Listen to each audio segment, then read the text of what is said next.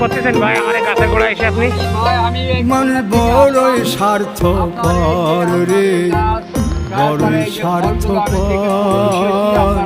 বুকের মাঝে জায়গা দিলে যতন কইরা ভাঙ্গে অন্তর। আসলে আমি দেখলাম যে না আসলে মানে বড়ই স্বার্থপর রে, বড়ই স্বার্থপর।